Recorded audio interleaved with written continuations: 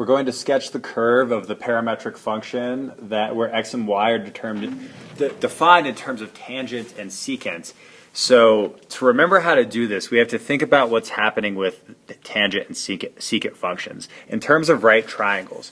So we remember that tangent is the ratio of opposite over adjacent, which if we're thinking about triangles, the smallest the opposite over adjacent could be would be 0, right? We could have the opposite side be 0 and the adjacent side be something else. And then we could let this approach infinity, though, if we picture a triangle that would look something like this, where it's a bad triangle, but the adjacent side's really small and the opposite side's bigger, so when we divide them, we get a bigger output. So that's what's going on with tangent. It's going from 0 to infinity. Secant is hypotenuse over adjacent, ha ha ha ha, and since the hypotenuse is on top, the smallest h over a can be, in terms of a triangle, be 1. But then that hypotenuse can become way longer than the adjacent, so it's going to go from 1 to infinity. Okay, so we're letting our x value go from 0 to infinity, we're letting our y value go from 1 to infinity, and we'd be starting at 0, 1. But multiplying by 4 is going to affect things. So we're going to go from 3 to infinity instead of from 1 to infinity. So let's draw a coordinate plane here and think about what's going on.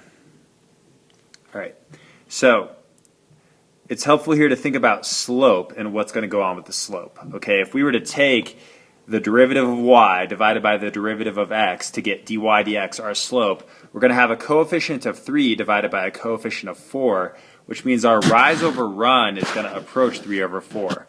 So what we can do is we can rise by 3 in each direction, and we can run by 4 in each direction. 3, negative 3, 4, negative 4.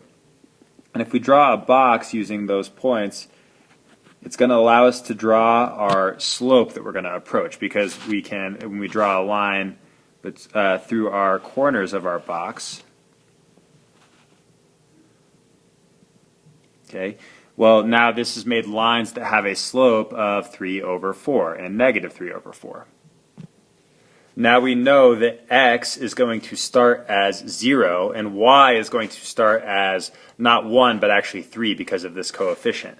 So we're starting with a point at x equals 0, y equals 3, which is right here.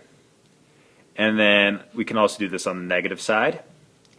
And then what happens? Well, x is going to go to infinity and y is also going to go to infinity, and we're going to approach those asymptotes, so it looks like this, right? And then the same thing's going to happen on the negative side. Okay, in general, secant kind of determines which way we're opening. So since secant's y, we're opening vertically. If secant were x, we'd be opening horizontally. And then the coefficients determine the slope that we're approaching. So let's do another one. 2 secant, 8 tangent. So again, we're going to approach a rise over run of 2 over 8, which is 8 over 2, which is actually just 4. But we're just going to make our box like we always do, go up 8, down negative 8.